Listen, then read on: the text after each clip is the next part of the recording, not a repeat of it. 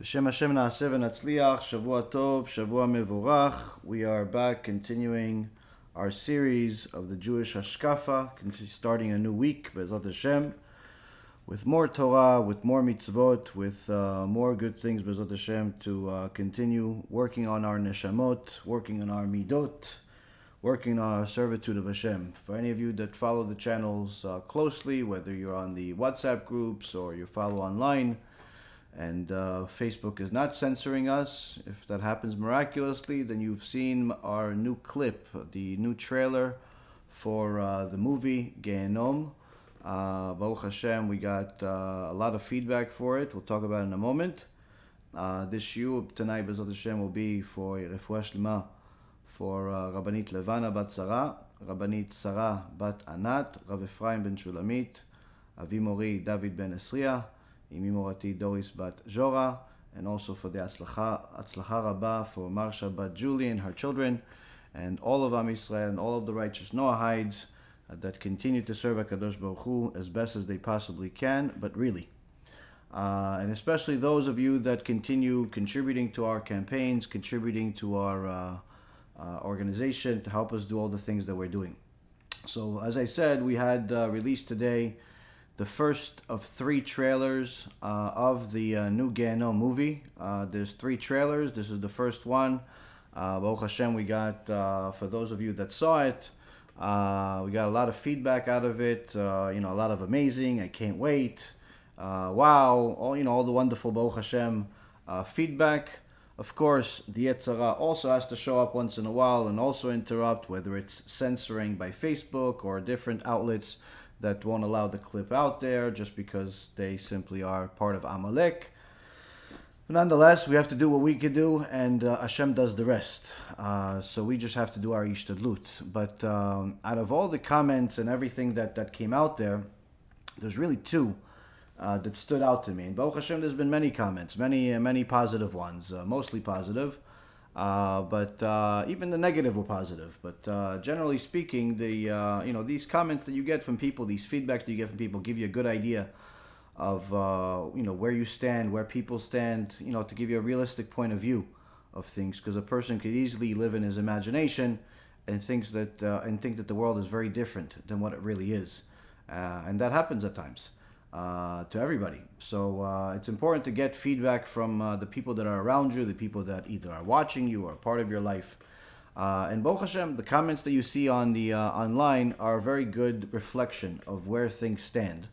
And the 2 things that came out, that stood out for me, is one student of mine, a very dear student, she said, she was very excited for the film. Baruch Hashem, she's one of the people that contributed to it as well. And for anyone that wants to contribute, to be partners with us on this film before it comes out. Sure, there's going to be opportunities to get involved after, but the opportunities before are, obviously a world apart from the opportunities after. I understand that there are some opportunities that are very costly, but again, if anybody wants to get themselves a special section in Olam Haba, and be partners in the most powerful Torah film in history, it's certainly not something that has come easy, not to us and not to anybody else that is going to be a part of it. But again, it's whether people contribute or not, we continue to do our work. HaKadosh Baruch Hu pays the bills one way or another. But we welcome everybody to go to Gehinom.com. That's GEHINNOM.com to contribite to our campaign, whether you want to be a senior partner, which will actually give you the naming rights on the or naming on the front of the film, your family name, or you could be a junior partner, which the name will be in the credits. The senior also gets both.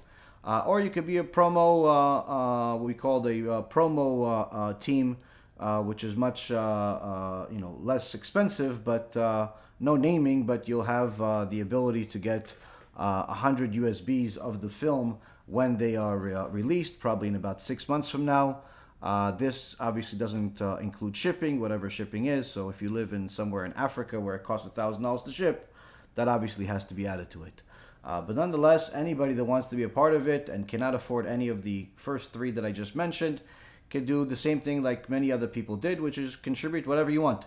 But I can tell you one thing, that the people that were approached or spoken to in the previous films that did not contribute, every single one of them told me they regretted it. Every single one of them told me that they regretted it simply because it was such a powerful film and still is a powerful film that's still helping people do tshuva. I think that everything we've done until now, whether it's my personal story or Tikkun HaBrit or Chibut HaKever, is a fraction of what this movie is going to be once people see it, because it approaches things in a very, very different way than anything else we've done before. This is a compilation of work that took about 4 or 5 years, and it's Baruch Hashem, it came out great. So Chazak u'Baruch to the team behind it. BeEzrat Hashem will also work on eventually putting it in different languages too, but most importantly, what's coming out in the next few weeks is something that we're very excited about, and anybody who wants to be a part of it is welcome to do so.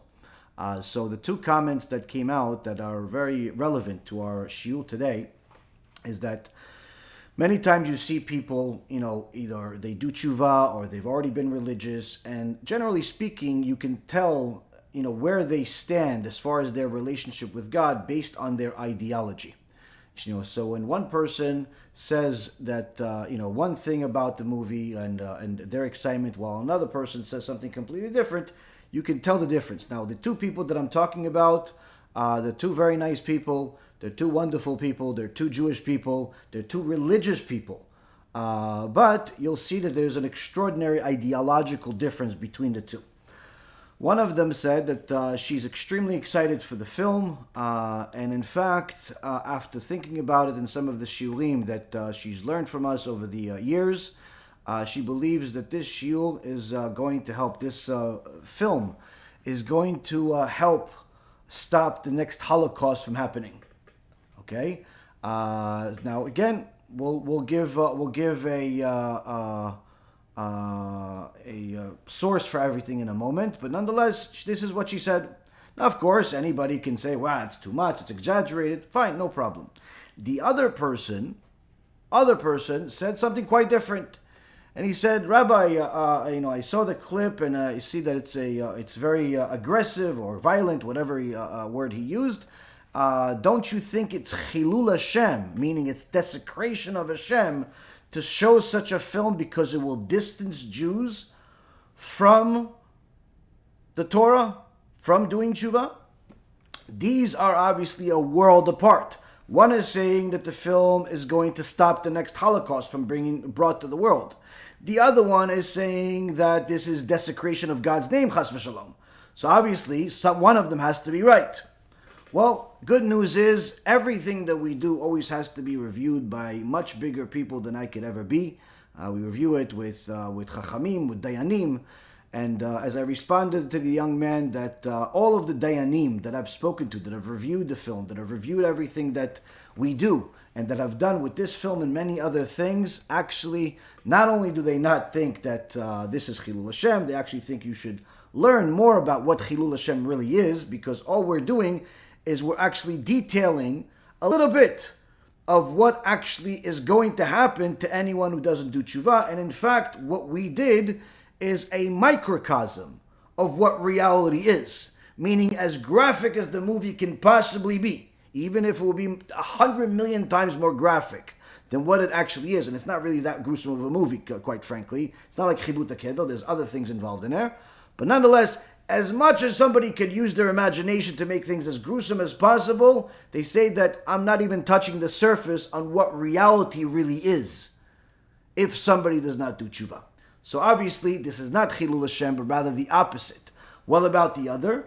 Can such a movie about Gehinom, about the different sources that discuss Gehinom and prove Gehinom, in such a fashion that only a deaf, blind, and stupid person would simply not believe in Gehinom after watching that film?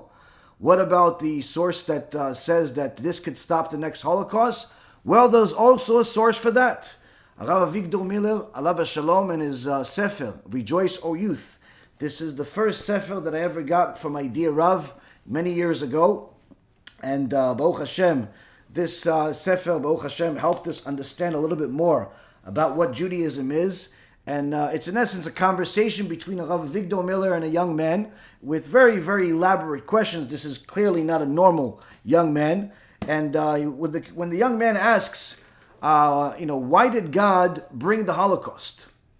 Rav Avigdor Miller says that if you saw the people at the time, which he did, you would have seen that many people stopped believing in Gehinom. And therefore, HaShem had to bring Gehinom to this world in order for them to realize that it's real. So, as clear as it can be, we have a Torah giant telling us that movies like this that are going to tell you about Gehinom, they're going to prove Gehinom to you, they're going to help you with your Yirat Shamayim, are in fact the cure for the ailment that the generation has. Now, of course, many people are going to fight it, regardless of what we do. We're not delirious enough to think that this is not going to be without a fight, or this is going to be the first negative comment. But quite frankly, we don't do things because of comments. We don't do things because of feedback. We do things because this is the will of HaShem, and Baruch Hashem, we've succeeded at doing so. And that's in essence one of the things that the Chazon Ish is now taking us on, this next chapter, this next exit on our spiritual tour to learn the Jewish ideology. This is actually what the Chazon Ish is discussing. In the 4th chapter, 7th section of the extraordinary sefer by the Chazon Ish, Emunah V'Bitachon, he now goes into the next exit, into the next section to teach us something extraordinary about Jewish ideology, what it really means to be a Jew, what does it entail? Is it more than just observing Shabbat and putting on some more clothing? Is it enough for me to go to heaven, or do I need to know more? Is it simple to be a simple Jew, or is it not? So the Chazon Ish says the following: after we have determined that the correction of one's traits is the foundation of the observance of both the commandments inconceivable to our intelligence and the commandments that are readily understood. This is meaning the mitzvot that are between man and his creator, and versus those between man and man, meaning that there are chukim, which are mitzvot that the Torah tells us that are beyond our logic. We really truly don't understand what is the logic behind them. And then there is the mitzvot that are relatively logical, even though the real reason behind all of the mitzvot is because God said so. Still, the key is to know that there is a method to fulfilling the Torah, to observing the mitzvot, and the method is the more you fix your character flaws, the more inclined you will become to fulfill the mitzvot. Okay, so it's one thing leads to another. You need to correct your flawed character traits in order to become more Torah observant.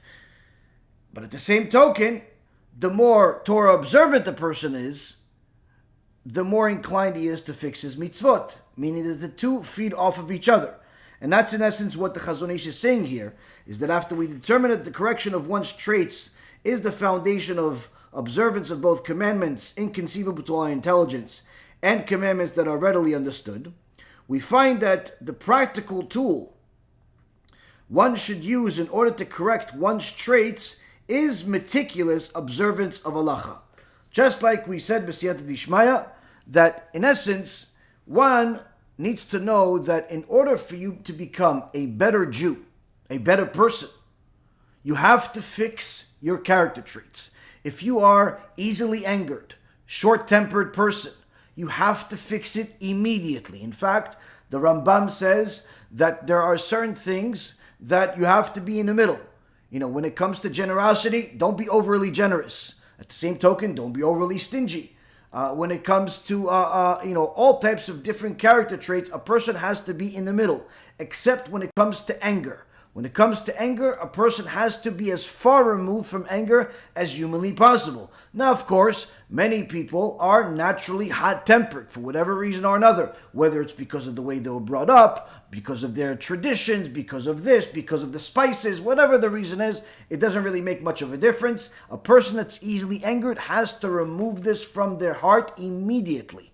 And as fast as possible, which again, when I say as fast as possible, I'm also well aware you can't stop being angry tomorrow just because you heard it in a video. Now, it's important for a person to know that being angry is not an excuse that's going to help you in Shamayim. Oh, I was angry, therefore I did this. It's not going to help you. In fact, it's an additional sin. So a person that's easily angered has to work on removing anger from their heart. I've already recommended a fantastic book that's well known by many Chachamim and Gdolei Ador that studied it, called Remove Anger from Your Heart. Highly recommended for people to learn. And again, review 1.5 million times, perhaps until there literally is no anger in your heart. And I'm also saying this to myself and anybody else that ever has any anger in their heart. So anyone that has any character trait flaw, whether it be anger in their heart, or stinginess, or arrogance, or they're not going to call you until you call them, and that means you have arrogance. Or they simply are looking for all types of kavod. They want everyone to recognize how fantastic they are, and they have issues with pride. Or they're simply not going to give until they literally see the person in front of them dying. They're not going to give, which means they have the sickness and the disease of stinginess. And all types of flaws. A person needs to know that in order for you to become a servant of HaShem, in order for you to become a decent human being, you have to remove those flawed character traits. Although you are born with them, or you develop them during your life, this will not be a solid excuse that will help you when you go to the Bet Din of heaven. Okay? No one can say to God, listen, I was angry, therefore I did this. I'm naturally a stingy person, therefore I did that. That is not going to help. You were brought to the world in order to serve Hashem by fixing these flawed character traits. And in essence, what the Chazon Ish is telling us, all of mankind in essence, is that in order to serve Hashem, the first thing we have to do is to remove these character traits. But at the same token, we've also learned thus far that the best way, the best tool to actually fix these character traits is by a meticulous observance of the Torah and the mitzvot. Meaning that in order for you to observe the mitzvot perfectly, you have to fix your traits. But in order for you to fix the traits, you already have to start observing the mitzvot. Why? Because observing the mitzvot will lead you to realize that you have flaws in your character. How? This is what he gets into. For even though the practical mitzvot, in their superficial form, as they are seen among the masses, are easy to perform, they are very difficult for those who know the severity of Torah law and who have the love of halacha instilled in their hearts. Here, the Chazon Ish gives us an atomic bomb of a statement to, in so many words, give us the extraordinary ideological difference between someone that is a Am Haaretz, ignoramus, doesn't know anything, even if this ignoramus observes Shabbat, eats kosher, doesn't kill people, doesn't eat pig, basic person, but doesn't learn Torah. Or when he learns, it's once in a blue moon, which is almost in essence the same thing as not learning Torah at all, versus someone that learns Torah daily. So here we're talking about two people, two Jews, both are observing Torah. As far as they're not killing people, they're observing Shabbat, they're not eating not kosher, and so on. But there's a world of difference between the Am Haaretz's difference, which is ignoramus difference, versus the Talmid Chacham difference. Now, Talmid Chacham doesn't necessarily need to be a Rav Ephraim Kachlon or Rishon LeZion or Rav Yaakov Zamir. No, Talmid Chacham is, in essence, in this particular issue, could be somebody literally that's just meticulous with their mitzvot and learns on a regular basis, specifically when they learn halacha and how to observe the mitzvot. So, one person doesn't learn, the other person does learn. And the Chazon Ish says that this difference may not seem like a big deal, but it's huge. Why? He says because the masses, which is majority of people who are ignoramuses, as is well known, view the mitzvot as easy to perform. They look at it, what? Rabbi, what do I need to do? Keep Shabbat. Okay, so don't drive, don't play with my phone, eat, relax, go to shul. Yeah, no big deal. Sure, I'll keep Shabbat. I don't know why I didn't do it till now. Fine, I'll keep Shabbat. And to him, on day one, this is perfectly fine. In fact, this is miraculous that he's starting to keep Shabbat and that she's starting to keep Shabbat. She's not going to light fire anymore. She's not going to go to work anymore. She'll eat kosher food. She'll go to synagogue if necessary. Really, for women, it's not necessary for them to go to synagogue. It's better for the man to go to synagogue. But nonetheless, for the average person out there, even if they're not a Baal Tshuva, this is what Shabbat is to them. And therefore, when they say that all I need to do is just to keep Shabbat is this, fantastic.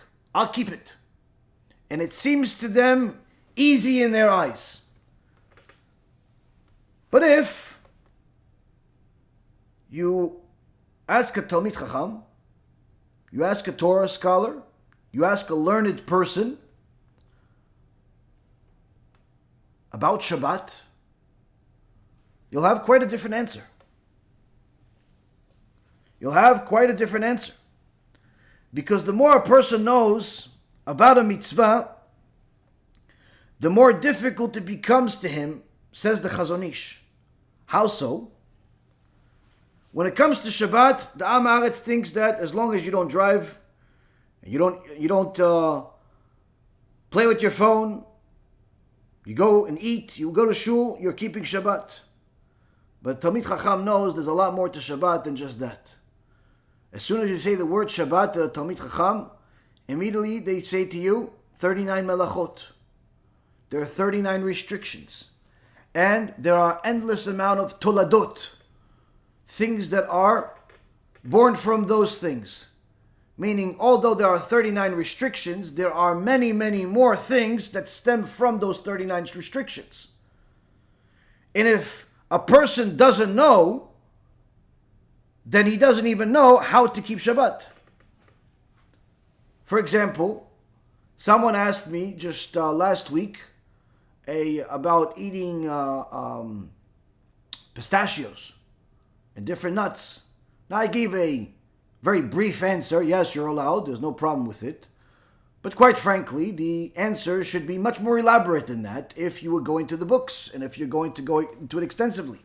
Why? Because as the Sefer Ayin Mesholash by an Avrech from our generation says that the issues of borer, separating, are extensive and a person needs to know them. Why? He says because the reason why he called his Sefer Ayin Mesholash is an acronym for the issues of borer, of separating on Shabbat. Ochel Yad Lealtar. The first person needs to know that if you're going to eat anything and it has waste on it, let's say it has a peel, an orange peel, or the peel on the shells on a pistachio, or anything like that, you have to put some thought into eating it. Where you have to know that you have to take the good from the bad and not the bad from the good. Okay? You have to take the good from the bad and not the bad from the good. So for example, if you have a box full of shells and there's one pistachio in there. Now if you take out the pistachio out, no problem. But if you say, you know what, let me empty out all these shells and I'll have my one pistachio left, now you have a problem. You just violated Shabbat and you have an issue of borer. So to take out the good from the bad, that's the first step that you need to know. Second thing is, it has to be done with your hand, not with a tool. don't remove the good, the food, from the bad with some type of tool. Do it with your hand. So if you're opening the pistachio seeds with your hand, no problem. If you have some type of machine to do it, which I don't even know if it exists, but nonetheless, for this particular argument, let's say there's a tool for it. Don't use the tool. Use your hand. That's the second thing. Third, it has to be done for now. Meaning, let's say, for example, you have a free afternoon and you know that you have a bunch of company coming over and you don't want people to break their head opening the pistachios or the sunflower seeds or the oranges or whatever it is. And you decide, you know what, let me just peel everything and prepare everything for everyone. You have a problem. Why? The preparation is supposed to be for now, not for later. So these 3 steps, if a person doesn't know them, they could easily be violating Shabbat while they think they're keeping Shabbat. In fact, they could be preparing a whole feast for the community 5 hours in advance, saying, you know what, let me just do it early so I can have time to spend with my family. And in reality, they're violating Shabbat. So it's very important for a person to know these laws, because if they don't, they're violating Shabbat. And going up to heaven and saying, oh, I didn't know, it's not going to work. Why? The Mishnah in Masechet Avot says, Shgagat Talmud Ola Zadon. A person that doesn't know and makes accidental sins. He didn't mean to do it on purpose, but he doesn't know because he didn't learn on purpose. That sin that was accidental turns into a purposeful sin. So you see, while the average person thinks, oh, it's no big deal, keeping Shabbat, as long as I don't kill anybody, as long as I don't drive a car, as long as I don't watch TV, I'm keeping Shabbat. Well, that's maybe what you think, but there's a lot more to it. The intricate details of each and every single law are an obligation for all of us, not just for the Torah scholars. And each person needs to know these details. Now, of course, a fool will say, listen, I don't know what the blessing is for this thing. I'll just say shakol. Shakol bishvil hakol. That shakol is for everything. That as if HaShem created everything. So I'll say, so HaShem created everything, including this. So in essence, they'll use the same blessing for everything. This is a foolish person. Why? Because he thinks that he's doing God a favor with his blessing. But in reality, the blessing is for himself. The blessing is to remind himself that God runs the world and God gave you the Torah. And if you simply make a blessing that is the wrong blessing because you care less, you have a very serious problem. And the Gemara Masechet Brachot says that if a person does not know the blessing, he's not allowed to eat. Go find a blessing. Yeah, but I'm hungry. Too bad you're hungry. You should have learned before. Now go learn, figure out what the blessing is, and then eat. Now a person says, nah, come on, no, it's not. I don't think God cares if I say shakol, or I say Haaretz, or I say muktzeh, or I say this. God doesn't care. It's shakol. It's everything. That's a fool. Why? Because HaKadosh Baruch Hu punishes measure for measure. Measure for measure. Now, if you really think about it, if HaKadosh Baruch Hu loves you, He's going to start giving you some of the punishment in this world, because the punishment in this world will actually help you do tshuva. Whereas the punishment in the next world is not going to help you do tshuva. There's no tshuva in Shamayim. There's no tshuva in Gehinom. That's what the Gemara says. The Reshaim, even in Gehinom, they don't do tshuva.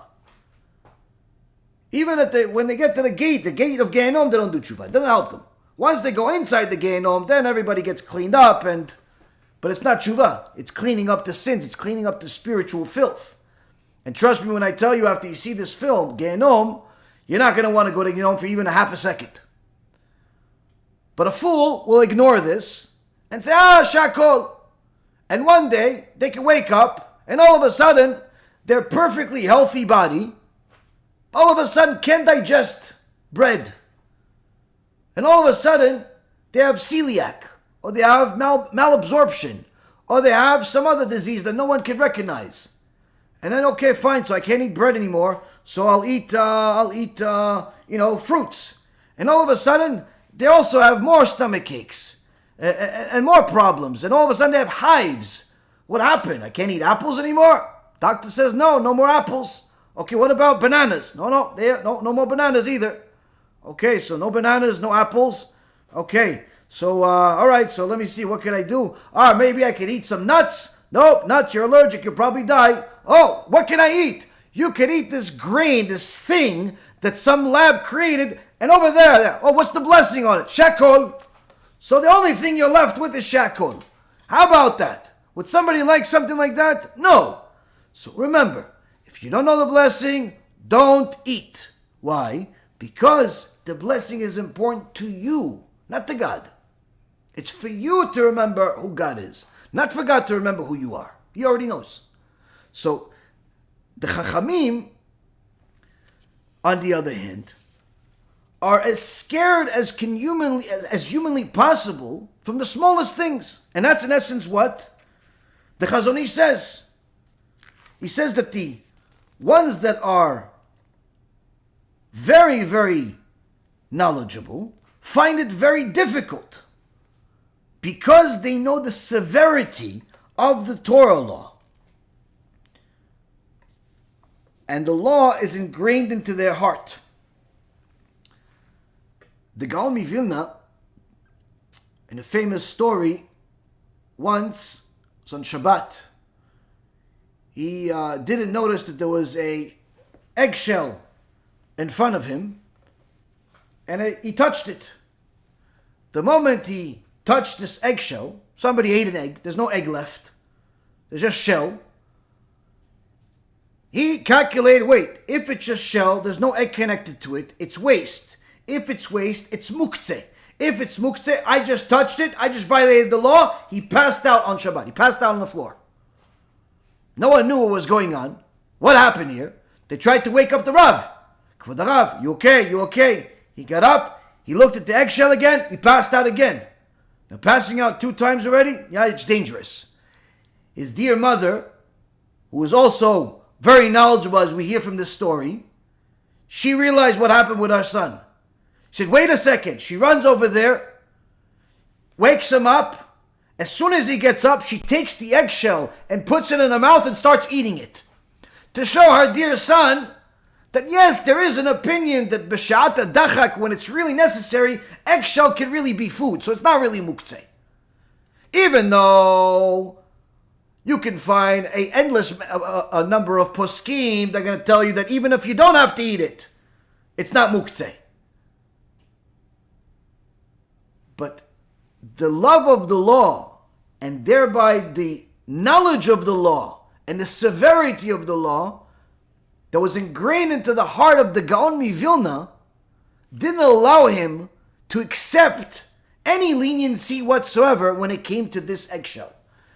And when he realized that he might have violated the law according to somebody's opinion, one of the Gedolei Hador's opinions from previous generation, possibly, his heart couldn't fathom it and he passed out. Now, of course, some people would say, oh, this is fanatic. You think that the Gaon Vilna is fanatic? Well, they call him a Gaon. What did they call you? I doubt it's Gaon. And if you call yourself a Gaon, it doesn't mean anything. Now, on another opportunity, another time frame, a few hundred years beforehand, was the giant Arizal. The Arizal doesn't need a bio for us to remind anyone who it is. Anyone that knows any aspect of the mystical aspects of Judaism knows and has heard the name the Arizal. We did not comprehend any aspect of the Zohar Kadosh until the Arizal elaborated and clarified it to the world.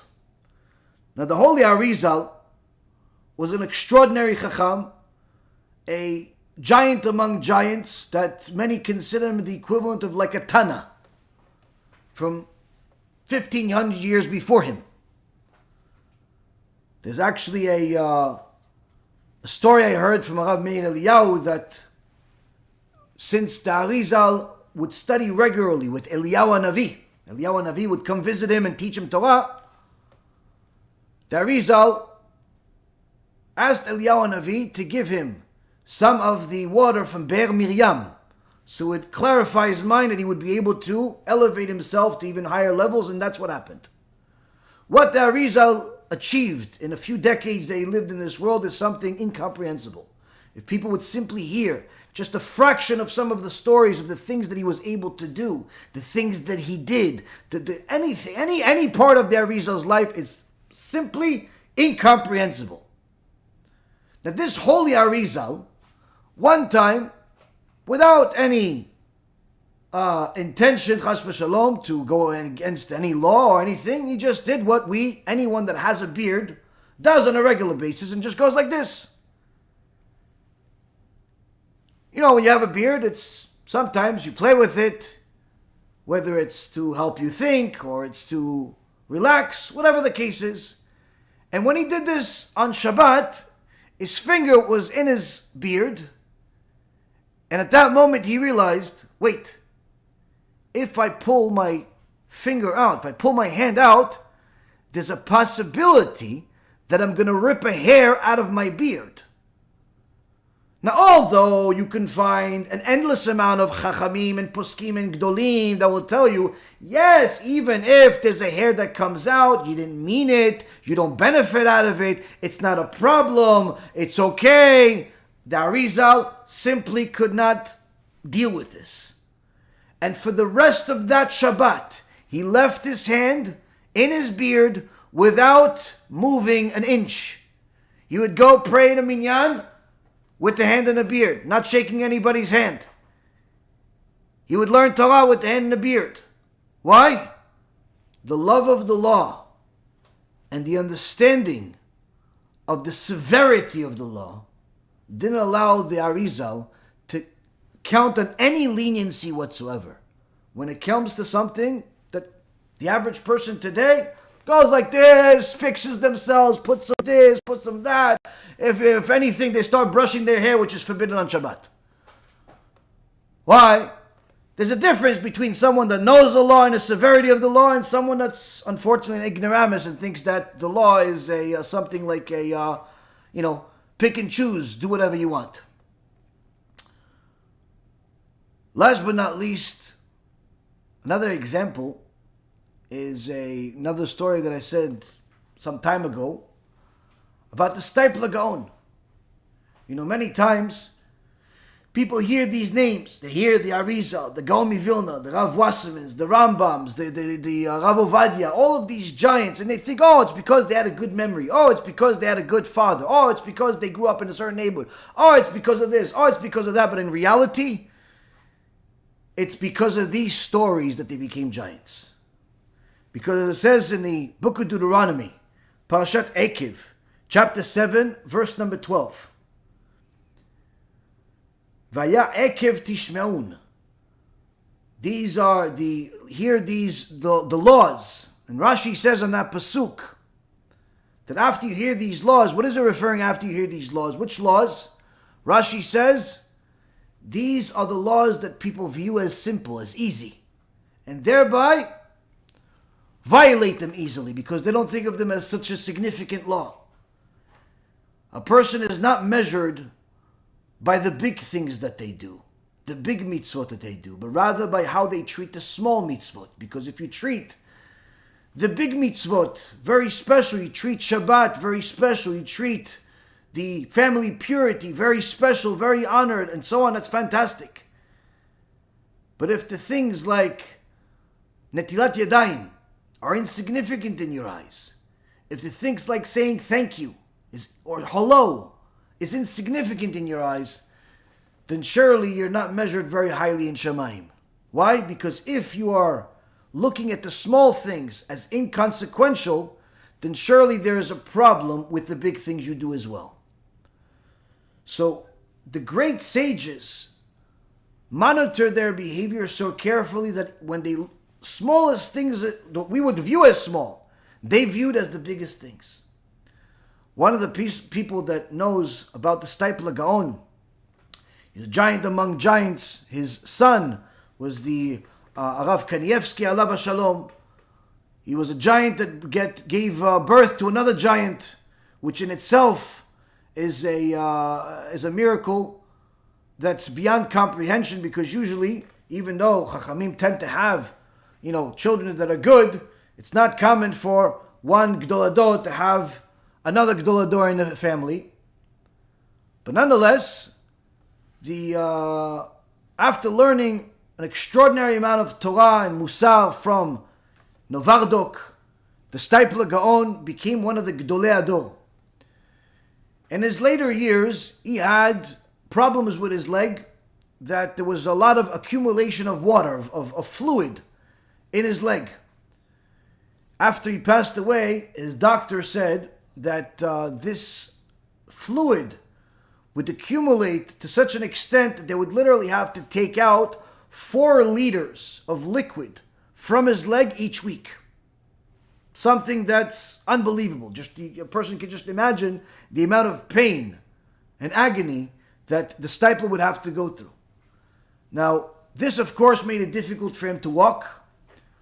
But one Shabbat, the Steipler Gaon walks down the stairs to go to the synagogue, and without noticing, he stepped on the last step that had a puddle.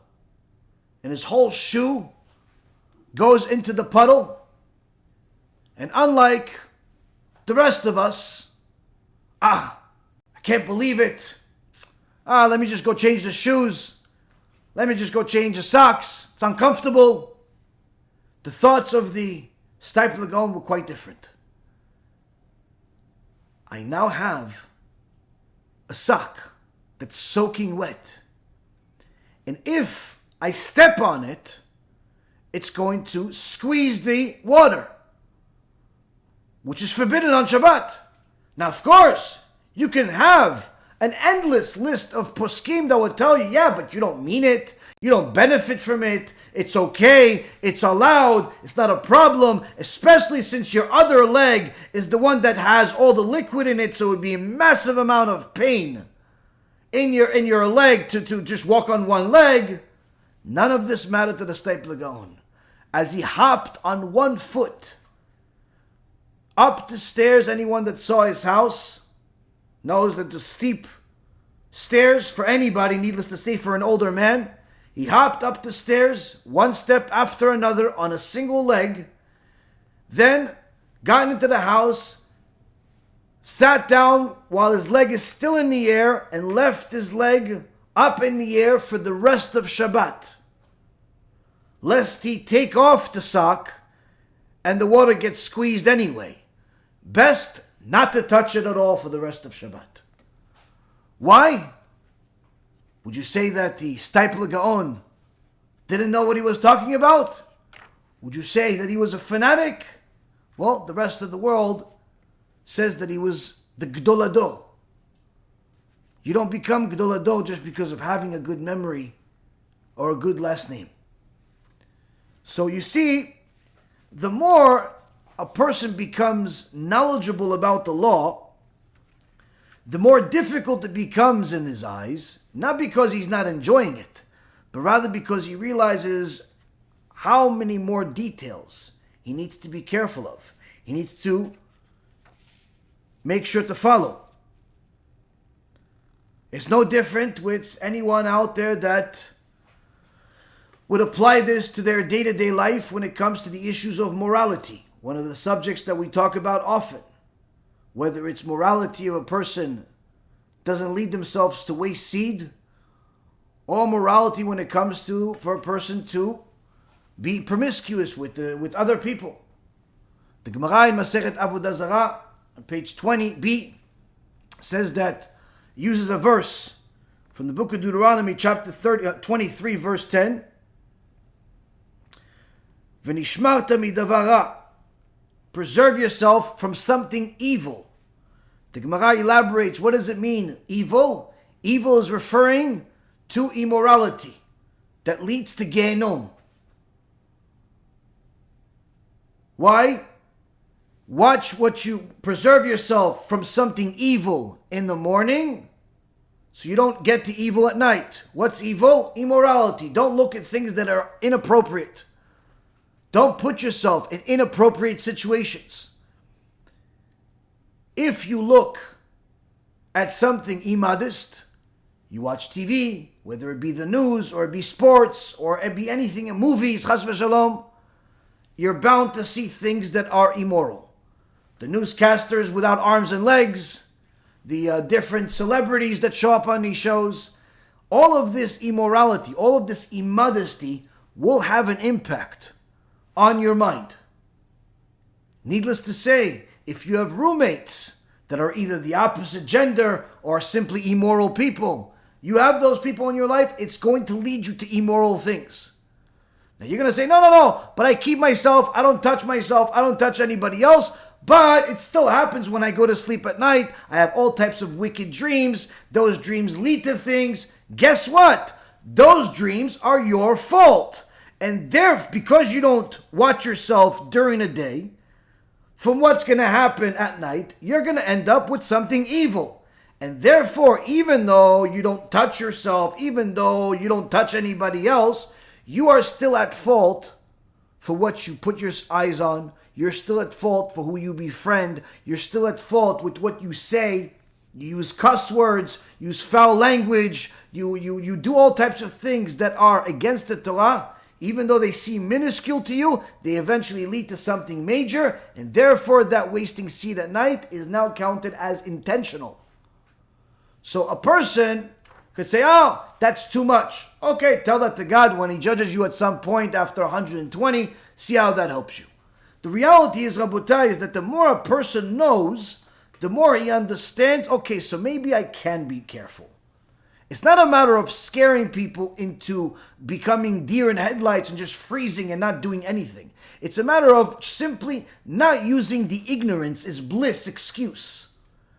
We have minds, we have special souls, we have the ability to improve.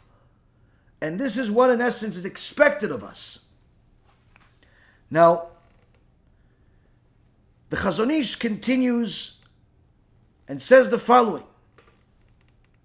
For the halachot are like a mountains hanging from a single hair. He's quoting from the Gemara Masechet Chagigah, page 10b.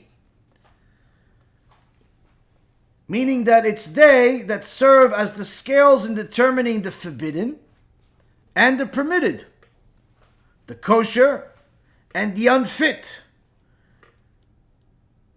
The rabbis prepared for us 4 tables. He's referring to the 4 parts of the Shulchan Aruch, where the halachot are arranged in separate sections and articles, in Hebrew called seifim. The keeper of these tables, meaning the keeper of this Shulchan Aruch, and the observer of each mitzvah in all its myriad details, will often find himself needing to withstand immense trials. After he has labored much to find tefillin, satisfying all the strict requirements, and an etrog that is perfectly kosher, and a tzitzit that is perfectly kosher, a new doubt that he had not thought of before may arise in him, making all his efforts having been in vain. See, here the Chazon Ish is already telling us it's not going to be easy to observe all of these mitzvot. In fact, it's going to be very challenging.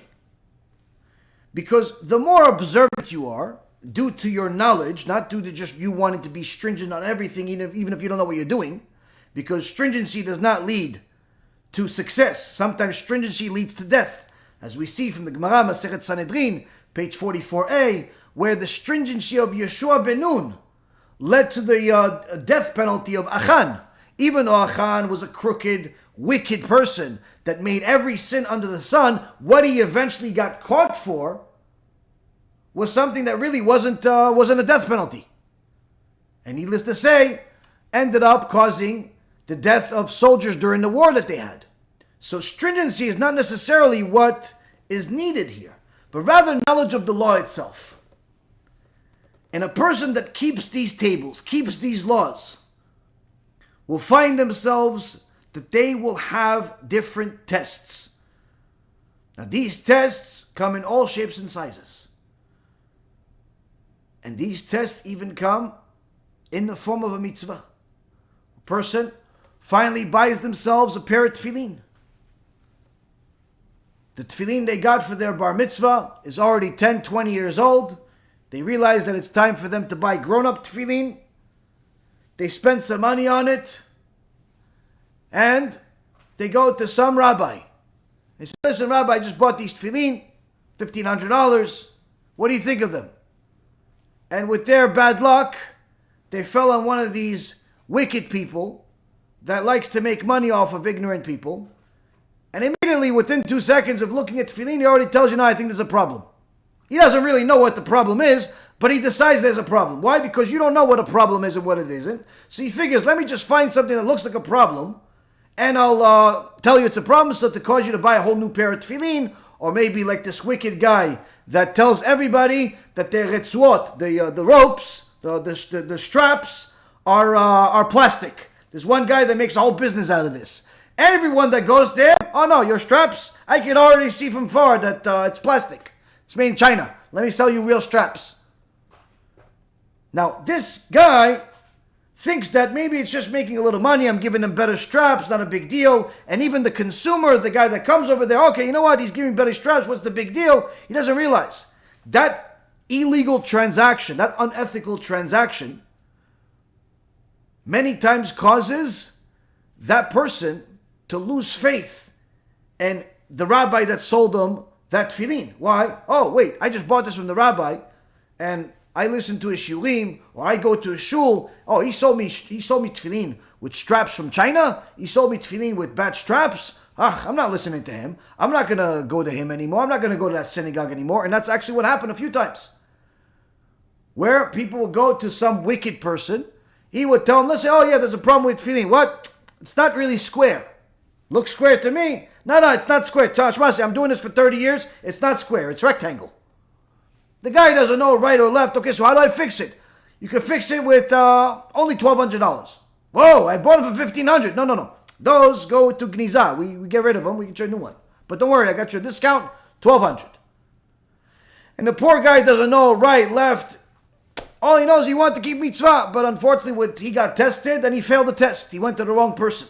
So this happens. Sometimes a person will buy tefillin from the wrong places, and surely they'll have problems. But always realize that the mitzvot, just because you're doing them, doesn't mean that they're always going to be smooth. You're going to have tests.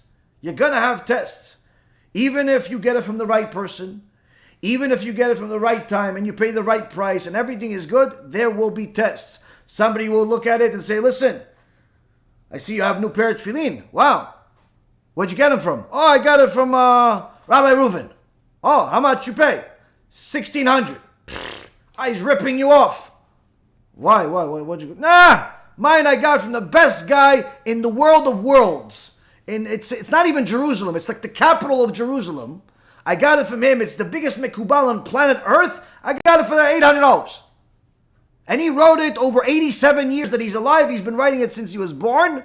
And he got it from the Arizal. And he gave it to me for only $800. So, he's ripping you off.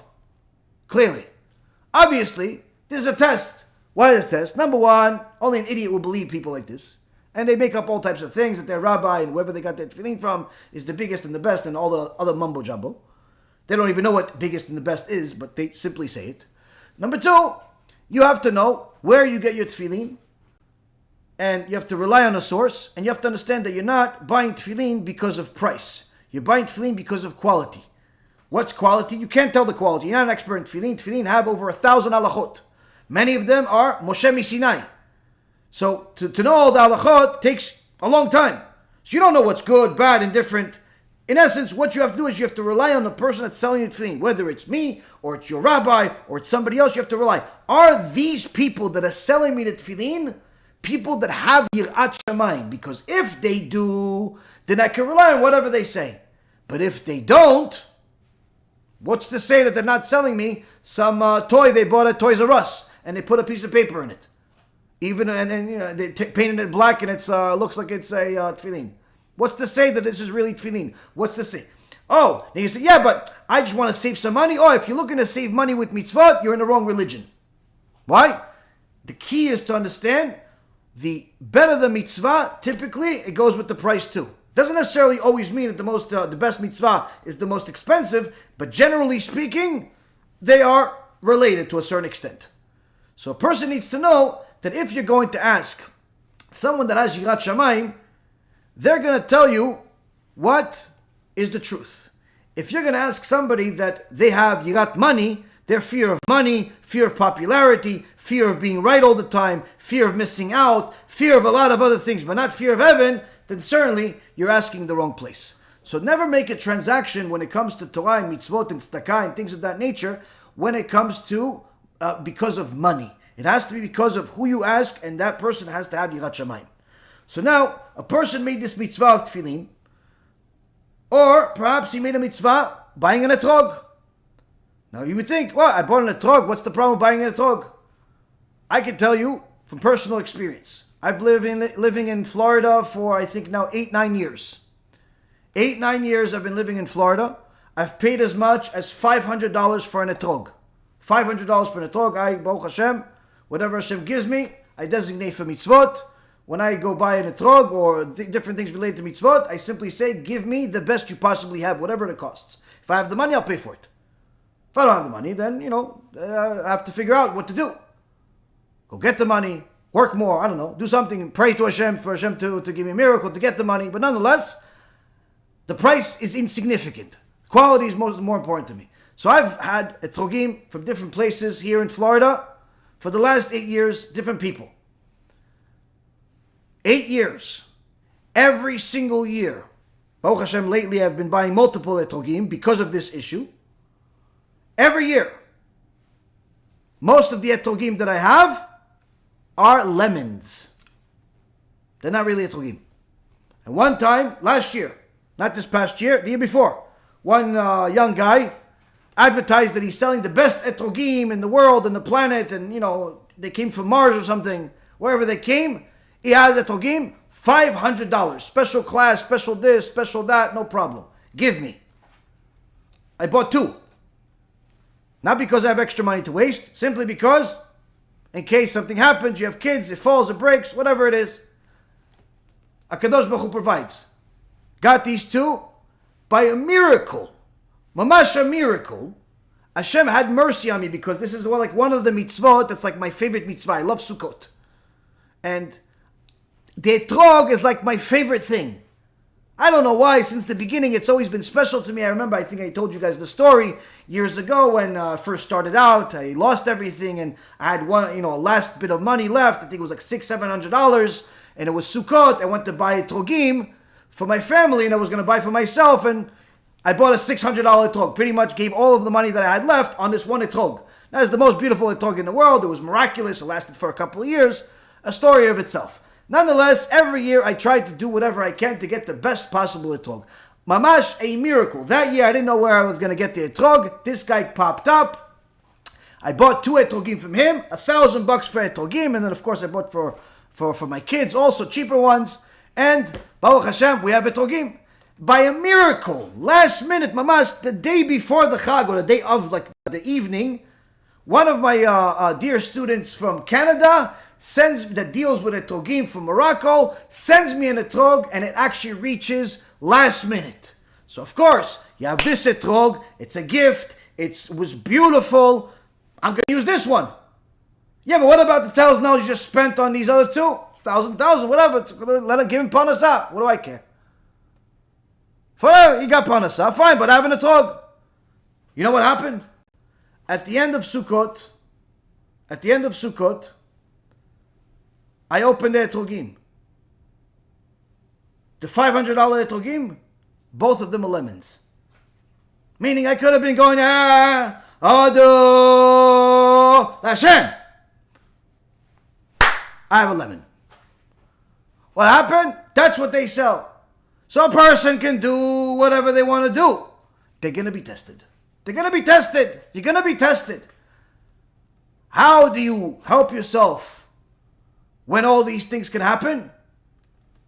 Mesirut nefesh. Sacrifice everything for the sake of the mitzvah. Show Hashem you love the mitzvah, and Hashem will protect you from it. Just like Baruch Hashem, the story that I just told you. If it wasn't for that miraculous etrog that I got last minute, I wouldn't have fulfilled the entire mitzvah for the whole holiday. So this, Rabotai, is what the Chazon Ish is telling us here. You bought tefillin, satisfying all the strict requirements. You bought an etrog, satisfying it looks perfectly kosher. All of a sudden you discover there's a little black dot. Oh, does it postulate? Does it not postulate? Is it still okay? Is it on the upper section of the etrog, therefore it cancels it? Or is it really in the middle? It's not a really big deal. Does it take away from the etrog? Do you even know all the laws? Or it's just like, listen, it's an etrog. I bought it for $50. What's the big deal? If you're one of those people, what's the big deal? Let me just get the cheapest thing you have. Then surely you are clueless at how few mitzvot you actually end up keeping. Because most of the time, if you don't know the law, you're not able to observe the law. Or a person will say, listen, I just bought a tzitzit, nice tzitzit, ordered it from Eretz Yisrael, ordered it from here, ordered it from there, but then all of a sudden it arrives. Wait a minute, where did I order it from? I ordered it from some company. Wait, is this even a Jewish company? Oh, it's not even a Jewish company. So how could I be sure? Wait, if it's not a Jewish company, who made this tzitzit? So if they made a tzitzit, and it's not a Jewish company, and even though this and even though that, yeah, but you're supposed to have the kavanah when you put in the tzitzit that it's for shamayim. It's all of a sudden you have all these doubts. The more you know about the law, the more questions you're gonna have. Like some people, they go to all types of places, Judaica stores. They buy whatever. They buy this, they buy that. And then they leave the store and wait a minute, hold on a second. The guy that owns the store that sold me all these different things, I just saw him driving on Shabbat. What? You're going to have a bunch of holy things from a person that drives on Shabbat? So these are the things that happen, says the Chazon Ish. So what does this all have to do with the midot? What is this? This is the law. What does it have to do with the character traits? So he says, in such a case, a person now has to wage a war on his bad traits. On his bad traits. Why does he have to wage a war on his bad traits? Sometimes the trait of laziness when he's already overly tired. Sometimes it's connected with being shamed before other people. Sometimes he stands to suffer monetary loss. And sometimes his family members are going to tease him. And so on. There can be thousands of such difficulties. And in general, for a person who is being particular about mitzvah observance, the main challenge is in standing alone. And he needs courage not to be swayed by his environment. The Chazon Ish sums it all up and tells us the following. The tests are coming. In fact, the more knowledgeable you become about Torah, the more you're going to have different tests. And it's only your character development and your perfection of your character traits that's going to help you overcome those tests. Why? Because you spend $1,000 on an etrog. You spent $500 on this. You spent X amount on that. You bought this from this place, but now you know you have to return it. Are you going to be lazy or cheap and not do it?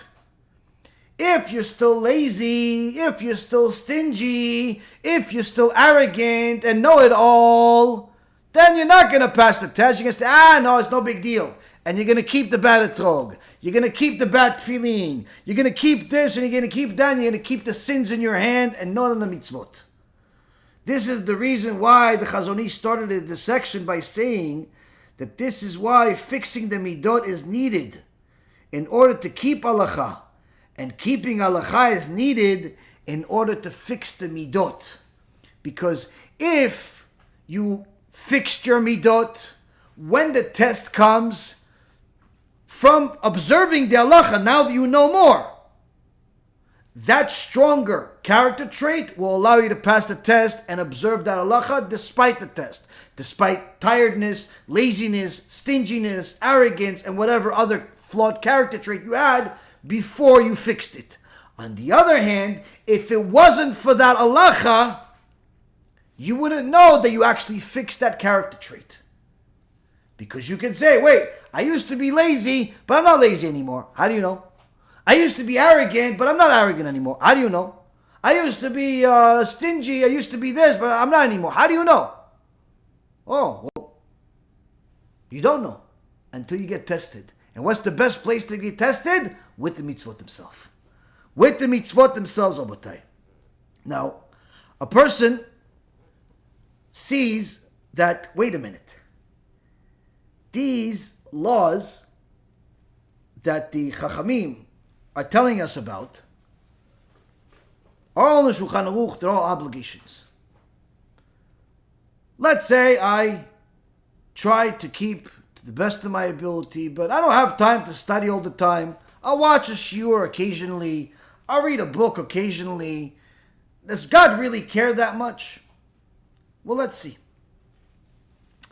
You see, in the Holy Torah, everything that you can possibly want is in it. In this week's parasha, we have Avraham Avinu dealing with Ephron. Ephron originally offered the Me'arat HaMachpelah for free. And later on, he wanted not only a lot of money for it, but overcharged for it. And the Torah symbolizes this by changing his name, the spelling of his name, by removing one of his letters. Symbolic of a wicked person who says a lot but does little. So this bad character trait of talking a big game but doing little is something that noticed by the Torah. In the world of Torah, there are sometimes people that not only they talk a lot, but they talk so much that the second you don't do what they want you to do, they get to show you their real colors that you never wanted to see. And they curse you. Now, the Gemara in Masechet Sanhedrin, page 49a, says one of the ways that a person can not only perfect their character traits by having them tested, but also put themselves in a situation where they're protecting themselves from evil, is by letting themselves be the one that is cursed and not being the one that curses. Somebody cursed you? Shh, quiet. Now this does not come to most people naturally. Somebody cursed you, you curse them back. In fact, you could give 15 different sources, say, wait, it doesn't say somebody tries to kill you, you kill them first. Yes, cursing is not trying to kill you actually, but nonetheless, it's an interesting comparison. But if a person says, wait a minute, why should I let this guy curse me? Why should I let this girl curse me? And not only let them curse me, but stay quiet and be happy about it? Say thank you to HaShem? How could it be? Rav Steinemann, alav shalom, one time came to the United States to give chizuk to people. And in one of the events, there was many people. And as Rav Steinemann is on the stage, people are all excited, but they see there's somebody next to the stage. It looks like he's talking to the rabbi, but they don't know what he's saying. As people get closer and closer, they see that Rav Steinemann is smiling. So, oh, he must be saying something nice. They get closer and closer, and they start hearing this guy is berating the rabbi, cursing him out, and of course, they remove him from where he is to get him out of the place. But it was already a couple of minutes of curses and insults by this wicked person. But yet they didn't understand, why is the rabbi smiling? Why is the rabbi smiling? The next day, the rabbi was happier than usual. And he sees that his students are still, they're trying to figure out how to ask the rabbi about this. He says to them, I had a big merit yesterday. What, Kvod Rav? HaKadosh Baruch Hu sent me somebody to insult me, to curse me, Baruch Hashem. Why? Why Baruch Hashem? He says, because HaKadosh Baruch Hu had mercy on me, he saw how much honor people are giving me, how much kabod they're giving me, it's going to take away from my olam haba. So he sent me somebody to berate me, sent me somebody to curse me out. So Baruch Hashem, Hashem took care of that. This is the right mindset. Are we there? Obviously, we're far away from there. But nonetheless, tzaddikim live there. They lived in this magic land. They lived in this extraordinary land where being berated was something they welcomed. And the Gemara says it's not only something you should welcome, but in fact you should be happy about it. And you're actually protecting yourself by doing so. Why? Because the Rashi says it's more dangerous to be someone who curses others than someone who himself is cursed. Because the person that curses without having a justifiable cause is destined to backfire against that very same person who said it. Meaning, if you're cursing somebody who doesn't deserve it, guess what you're going to get? You're going to get a little present from HaKadosh Baruch Hu, a little present in a box with a bow, and it has your name on it, and it's your curse you created on yourself. So that's what the Gemara says. You want to be smart? Not only you should be like Rav Steineman and accept these curses because it's something that will negate any honor that you got that's taking away from your Olam Haba. But even more so, it protects you, this curse. It protects you. Why? If you don't deserve the curse, you're in a great shape because the curse is not going to go on you. It's going to go on them. So you don't have to worry about the curse. Like some people ask me, listen, this lady, this wicked lady, she was upset with us and she cursed us and she this. Should I be worried? No, if you have no reason to curse you, you're not a wicked person. Not only shouldn't be worried, you should be happy. Why? Because if she's really wicked, she's going to get that curse on her head. She's going to get what she dished out. So by being the one that's cursed, you're protected. Not the one that curses. So here we see it. One small example of what someone that would learn Torah would do with something that a person that doesn't learn Torah would not do. But there's also a clear difference between someone that is a Torah scholar versus someone that's not a Torah scholar.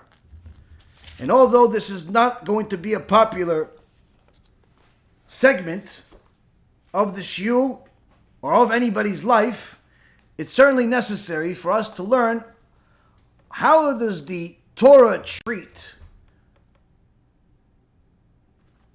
the Jew that is a Torah scholar versus someone that's an Am Haaretz, an ignoramus, when it comes to life. Now, for all intents and purposes, when we're referring to an ignoramus, we're referring to somebody that is not careful with the law, doesn't care about it. You know, one of these people that drives in last minute before Shabbat starts every week. Sometimes they'll even take a shower 15, 20 minutes, a half hour into Shabbat. Sometimes they'll even take a shower on Shabbat. Sometimes they'll eat something without knowing whether it's kosher or not. Sometimes they'll do business without knowing if it's allowed or not. You know, people that are not careful with the law. We're not talking about a completely secular person that ignores the law, because that person certainly is not in the argument. That person has a very, very serious detrimental problem already that's much bigger than just being careful with the law. He doesn't keep anything. We're talking about somebody that is actually observant of some of the laws, but is not careful with them, to the point where it's like not as important to him as his Amazon business. It's not as important to him as his stock business. It's not as important to him as his girlfriend. It's not as important to him as his dog. It's something you do because you're in a Jewish community. The Gemara says the following, Masechet Pesachim. תנו רבנן לעולם, ימכור אדם כל מה שיש לו, ויישא בת תלמיד חכם. שהיא מת או גולה, מובטח לו שבניו תלמידי חכמים. ואל יישא בת עם הארץ, שהיא מת או גולה, בניו עמי הארץ. So the rule of thumb you should know. A man should always be prepared to sell everything he owns, so that he can marry the daughter of a Torah scholar. For then, even if he dies or is exiled, or in today's world, as is very common, if he gets divorced and is unable to raise his children, he is assured that his sons will become Torah scholars. Why? Because if he married a daughter of a Torah scholar, she's going to raise the kids like she saw in our own house growing up, like our father. And one should not marry the daughter of an Am Haaretz. For if he dies or is exiled, or as I said, gets divorced, his children will become Amei Haaretzot. If you marry a very, very pretty girl, a very rich girl, but her father's an Am Haaretz, doesn't care about mitzvot, and neither does she, guess what? The first time you have a fight and she doesn't want you to be in a house anymore, the first time there's even signs of divorce, or there's chas v'shalom any extended trip, or something changes in life that you're not able to raise your kids, guess what? Even though you worked really hard to put those kids in yeshiva, those kids are leaving yeshiva. They're leaving the seminary. Why? Because they don't care about Torah. They don't care about Torah. The only reason they kept them in the Torah world was because of you. The second you're not in the picture, guess what? Those kids are also leaving the Torah. And that's unfortunately what happens many times when guys marry the wrong girls. Guys marry the wrong girls.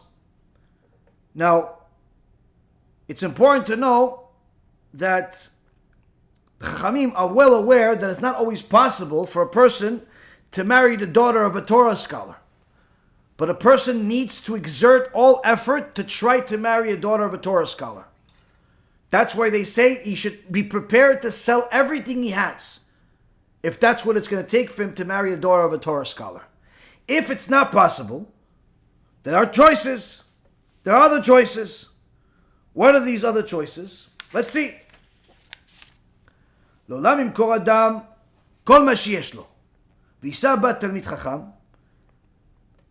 ואם לא מצא בת תלמיד חכם, יישא בת גדולי הדור. לא מצא בת גדולי הדור, יישא בת ראשי כנסיות. לא מצא בת ראשי כנסיות, יישא בת גבאי צדקה. לא מצא בת גבאי צדקה, יישא בת מלמדי תינוקות. ולא יישא בת עמי הארץ, מפני שהן שקץ, ונשותיהם שרץ, ועל בנותיהן הוא אומר, ארור שוכב עם כל בהמה. Wait till you hear what this means. The sages taught us, Gemara Masechet Psachim, page 49b. A man should always be prepared to sell all that he owns so that he can marry the daughter of a Torah scholar. If he cannot find a daughter of a Torah scholar, and by he cannot find, not that she doesn't exist, simply he either can't afford her, doesn't have enough money, or the father, the Torah scholar, is not willing to let his daughter marry you. Either you're not Torah scholar enough yourself, or whatever the reason is. Bottom line is, doesn't succeed. What's the second option? He should marry the daughter of one of the great people of the generation. Meaning one of the leaders of the generation, one of the successful people that are well-to-do, big Baal Chesed. Try to marry one of those people. If it's not possible for him to find a daughter of one of the great people, Isa bat Rashek Nesiot, he should marry one of the daughters of the community leaders, one of the heads of the Bet Knesset. If he cannot find the daughter of one of the community leaders, he should marry the daughter of the charity collectors, one of the people that's in charge of charity, because those people usually have good midot. They're usually very humble people, very honest people. If they're not honest, obviously run away from them. If he cannot find the daughter of one of the charity collectors, he should marry the daughter of one of the school teachers. Why? If a father or mother, they're school teachers, usually they taught her how to raise kids good. How to raise kids good. So they teach them how Aleph Bet, Gimel Dalet, Moshe Kibet Torah Misinai, all the basics that she's going to learn how to raise kids too. So marry her too, that's fine. Either way though, he should not marry the daughter of an Am Haaretz, because the Am Haaretz are vermin, and their wives are insects. And regarding their daughters, it said, the verse in, the verse is in Deuteronomy chapter 21, verse 21, 27, 21, Arur shochev im kol behemah. About their daughters, it says, accursed is the one that lies with a behemah, an animal. That's the attitude of the sages towards Amei Haaretz. Why is it so horrible? Now you would think, okay, but this is just the sages, maybe they exaggerate a little bit, that they don't really mean it. Let's see. Remember, I always tell you, Midrash, Gemara, it's not always necessarily halacha, it's always very important. But once it's halacha, all arguments are off the table. This is what it is. Shulchan Aruch, Even HaEzer, Ilchot Priya Urviya, Siman Bet, halacha Vav, 2:6. It quotes the same exact Gemara that I just gave you. L'olam yishtadel adam yisa bat Talmid Chacham, la'asi bito leTalmid Chacham. And then the Rema says that after the Rabbi Yosef Karo finishes with the end of that Gemara, it says that he should never marry the daughter of an Am Haaretz. The Rema says the rest of the Gemara as if it's paskins it halacha. It says ve'al benotenu omer Aruch shochev im behemah. He says because on their daughters, the daughters of the Am Haaretz are considered behemah. V'kol ze be'Am Haaretz she'eno medakdek b'mitzvot. And this is referring to a Am Haaretz that is not careful with mitzvot.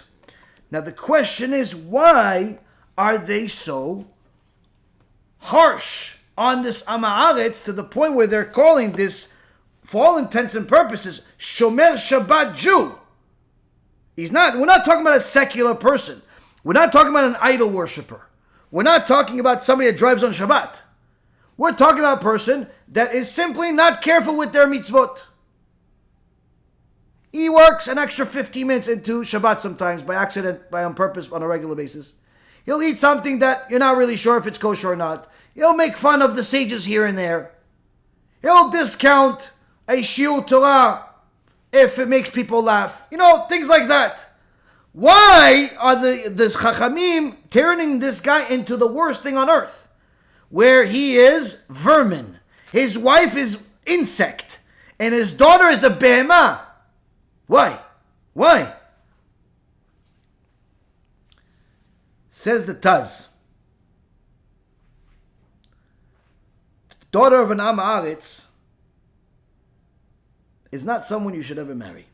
Why?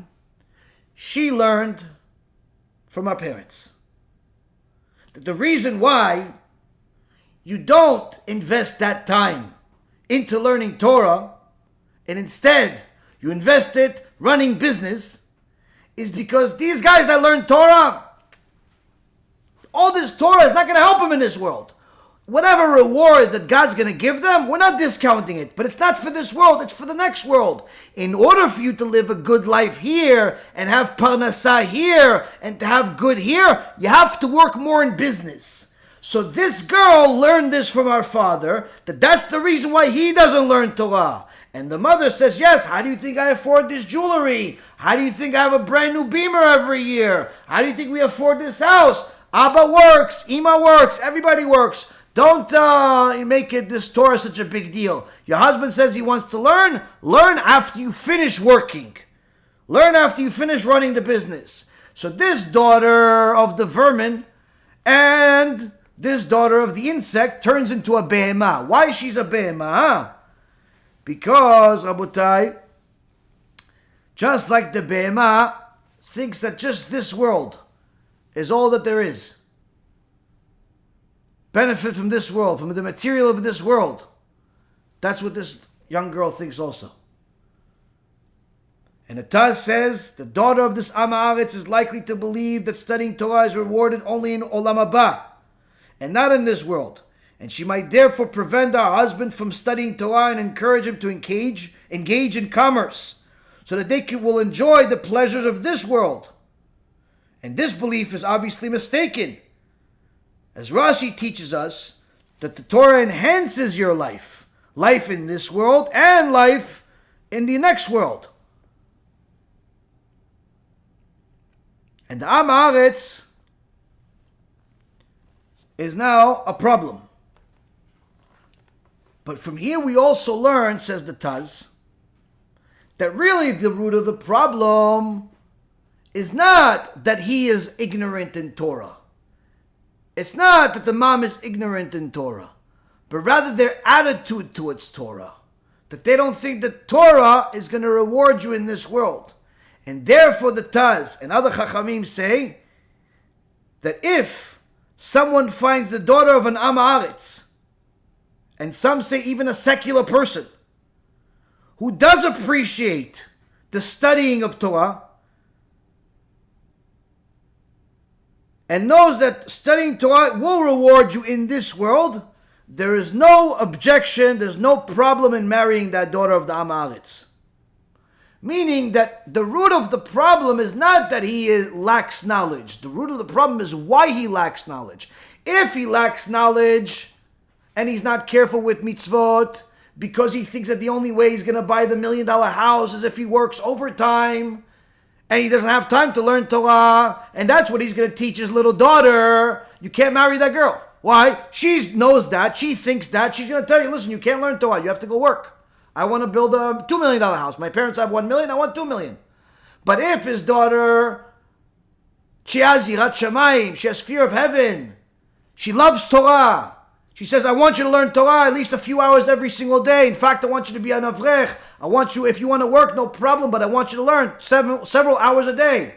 I'll take care of the kids. I'll take care of the house. You go learn 3, 4, 5, 6, 7, 87 hours every day. I want you to learn. Why? That makes me happy. She's like that. Go ahead and marry. It doesn't matter who, if her father's Haman. If her father can be Haman, you can marry her. Why? She's tzadikah. But if she has the same ideology as our father, run away. Run away.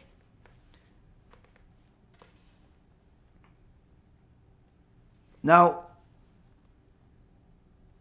the Gemara continues and says, in the name of Rabbi HaKadosh, Rabbi says, Am Haaretz asur le'echol basar behemah. And Am Haaretz is forbidden from eating meat. For it's stated in the Torah, Zot Torat behemah ve'aof. This is the Torah, meaning the Torah, the law of the animal and the bird. And the verse teaches us, Kol ha'osek b'Torah mutar le'echol basar behemah ve'aof. V'kol she'eno osek b'Torah asur le'echol basar behemah ve'aof. This verse teaches us from the Torah, that whoever occupies himself with studying of Torah is allowed to eat the meat of an animal or bird. But anyone who is not occupied with the studying of Torah is forbidden from eating meat of an animal or of a bird. Now some say, in the name of the Maharsha, it's because if he doesn't learn Torah and he just prepared you a meal, how do you know it's kosher? Well, he bought the meat from kosher food, from kosher market. Okay, he bought the food from kosher market, but if he doesn't learn Torah, how does he know that he's not allowed to put certain ingredients in there? How do you know there's not dairy in there? How do you know there's not fish in there? How do you know all the other ingredients are kosher? If he does not know the law, you can't eat his meat. You can't eat his food. You cannot eat his food. Needless to say, if he's Mechalel Shabbat, you can't eat his food. But even if he's Am Haaretz, you can't rely on his food. But some say even more.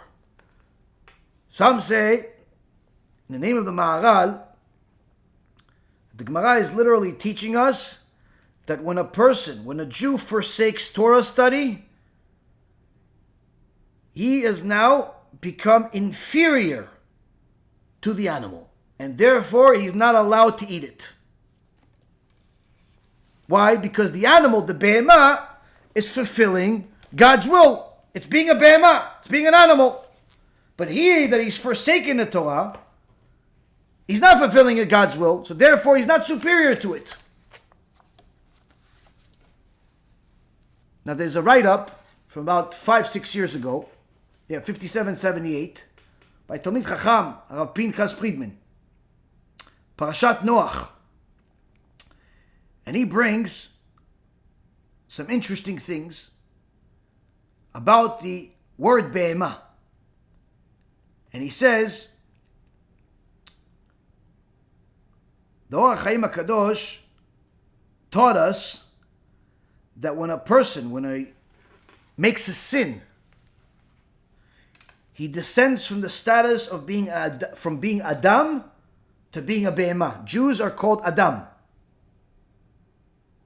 But when he makes a sin, he loses that status and he becomes a behemah until he does tshuva.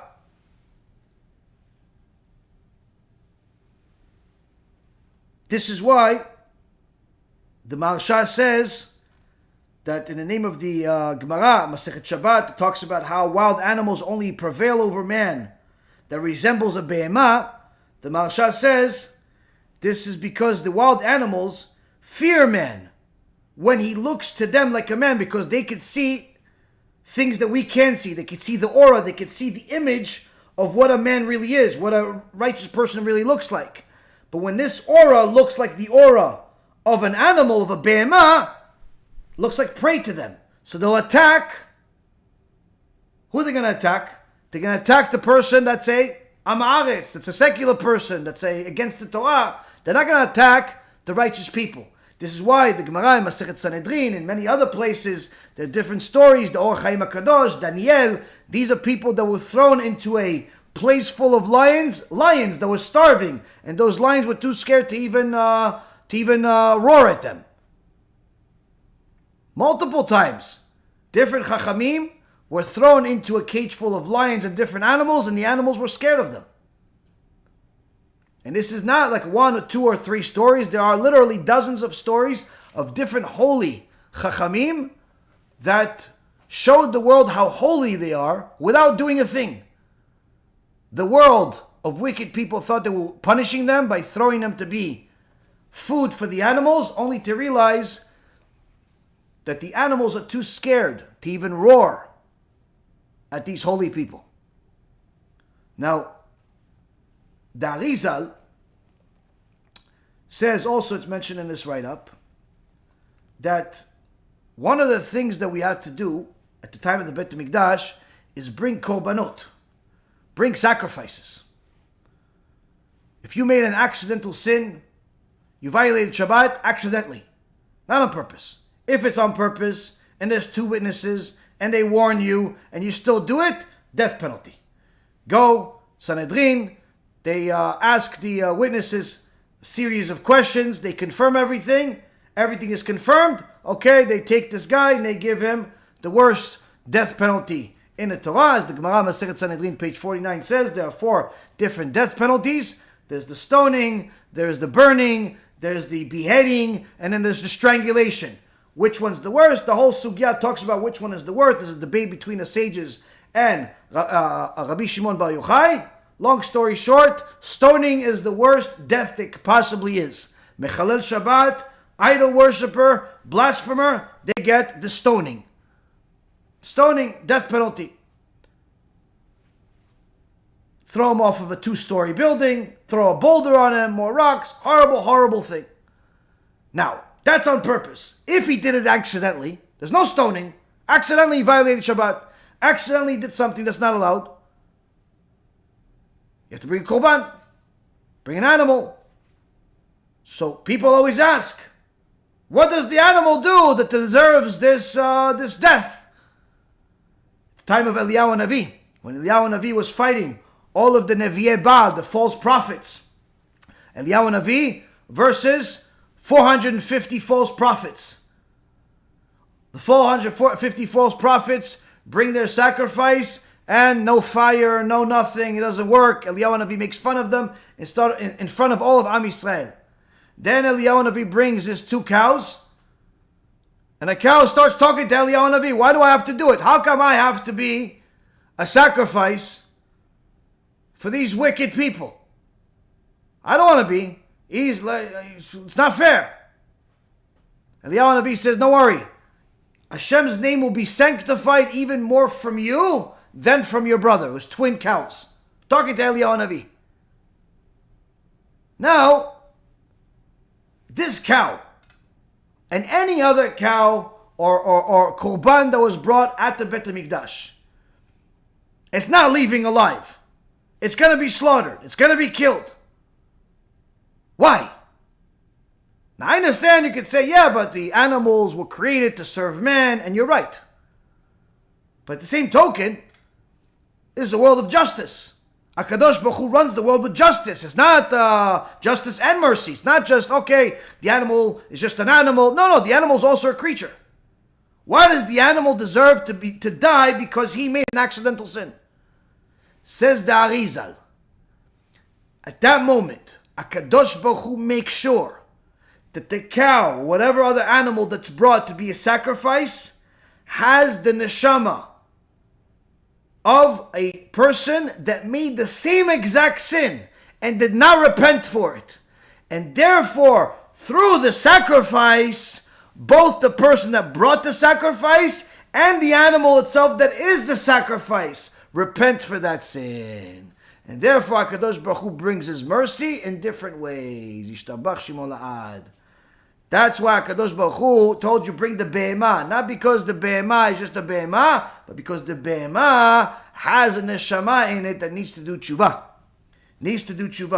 Now, the Rav Friedman, elaborates further and he says, Noach was in the teva for 12 months. And really it was a punishment on Noach. It's a punishment on Noach. Why? Because for 12 months, he has to be cleaning the fecal matter, the excrement of all of these animals. And he couldn't sleep. He couldn't rest all day. He's either feeding them or cleaning their excrement. And he cried to HaKadosh Baruch Hu, please, I'm tired of the stench of the lions, of the bears, the tigers. Get me out of here. So what's the significance of 12 months? Masechet Shabbat says, wicked people go to Gehinom for 12 months. And many of the real wicked people of our generation that distort the Torah says, see, wicked people maximum sentence 12 months. No, Habibi. If you look at the Gemara, you go to Masechet Chagigah, and it talks about what is a real wicked person at the end of the Gemara. The wicked person that they're referring to is not a wicked person that's mechalel Shabbat, driving on Shabbat, stealing from people, charging them interest of 80%. That's not the wicked person that the Gemara is referring to. It's only 12 months. Those people are Reshaim Gmurim that have no share of the world to come. We're talking, when they're referring to wicked people, it's people that have a few sins, but they're still righteous. But they still have, according to the law, they still have a few mistakes. What's an example? Noach ish tzaddik tamim. Noach was tzaddik. But when he was in a teva, HaKadosh Baruch Hu judged him like he was wicked a little bit. Why? Because Noach did not rebuke his generation. He was too soft on them. If they came to him, he would tell them, listen, you should do, that's why I'm building a teva, you should do tshuva. He didn't go after them. He didn't give them hard mussar. He didn't give them full truth. That's what the Chachamim say. He was too soft on them. That was his disposition. That's why when he had to be reincarnated as Moshe Rabbeinu many years later, and Moshe Rabbeinu talks to HaKadosh Baruch Hu for a whole week. Don't use me as the messenger. I'm not a good speaker and I wasn't yesterday or the day before. Says the Arizal. What do you mean he wasn't a good speaker yesterday or the day before? If he's not a good speaker now, surely he wasn't yesterday or the day before. Arizal says that's what he means. In his previous carnation or the carnation before that, when he was Noach, when Moshe Rabbeinu was Noach, he wasn't a good speaker even back then. So now you're going to tell me, I want you to do, why? Because you have to do your tikkun. This is your tikkun. This is your tikkun. You have to go rebuke Am Yisrael. That's what the Gemara, Masechet Megillah, says HaKadosh Baruch Hu cried when Moshe Rabbeinu left this world. He took him out of this world. Why are you crying? Who is going to rebuke my people like Moshe Rabbeinu? That completed his tikkun to perfection. But Noach had to stay in the teva for 12 months. Why 12 months? Why not 13? Why not 10? Why not 5? Why not 17? Why not 50 years? Why? Because 12 months is for these types of Reshaim. They're not real Reshaim. The Reshaim in the standards of the Tzaddikim. They have a few sins they have to clean up. You didn't rebuke. You did half a job. Okay, you have to suffer for a year. A year you have to clean up these animals. And then eventually you have to bring some of these animals as sacrifices. You kept them for a year just to kill them. Why? Because some of the neshamot have to reincarnate in these korbanot, have to reincarnate in these animals. So they could fix which neshamot, the neshamot of the good ones. Of the good ones. So you see, Rabotai, if a person looks at the words of the sages and sees beauty in there and says, this is the greatest gift that could ever be, and surely studying it in itself is a reward. Certainly, HaKadosh Baruch Hu will provide, when I study His Torah, more than just my intellectual stimulation, spiritual elevation. Surely He'll always give me parnassah as well.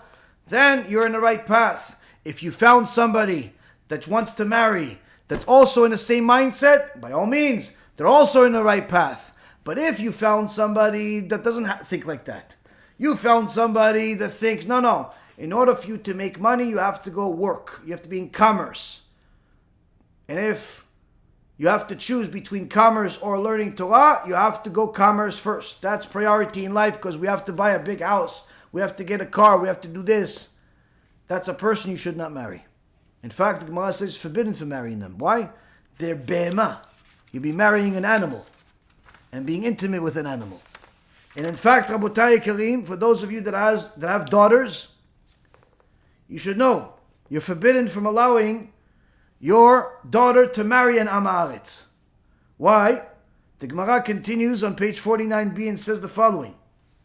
In the name of Rabbi Meir Baal Hanes, Kol HaMesi Bito le'Am Haaretz Keilu Kofta Umanicha Lifnei Ari ומה הארי דורס ואוכל ואין לו בושת פנים?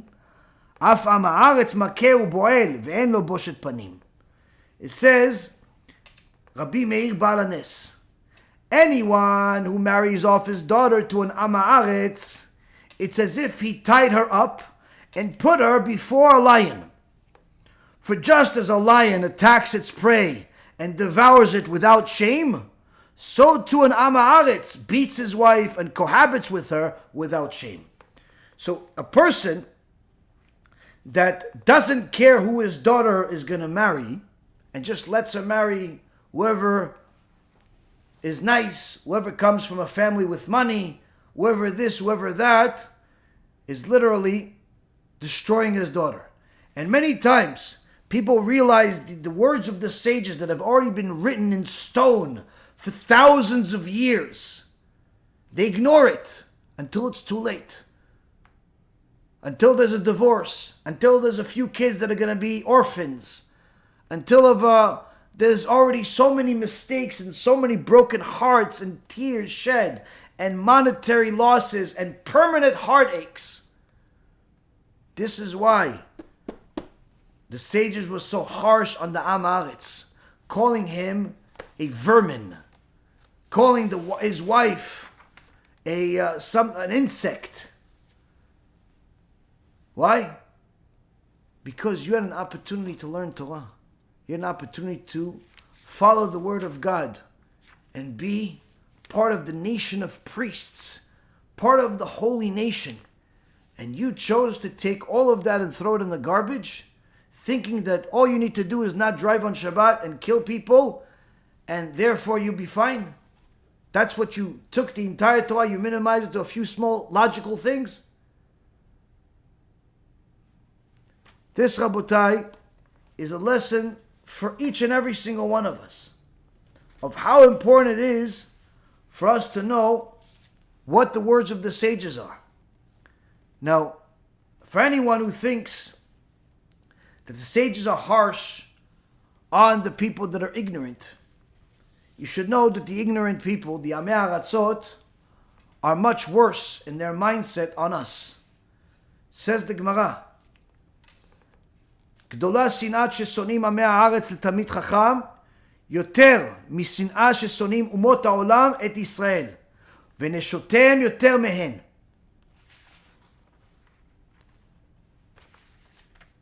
Says the hatred that Amei Haaretz feel towards Torah scholars is greater than the hatred that the nations of the world feel towards Israel. And their wives hate Torah scholars even more than they do.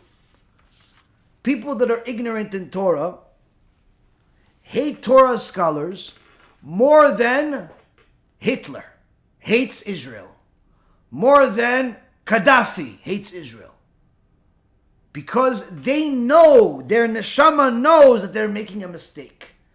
But they've developed such an addiction to their physical desires that they can't bring themselves to start learning Torah and stop their worldly desire and their lust. So when they see a Torah scholar, they can't stand him. And their wives hate the Torah scholar even more.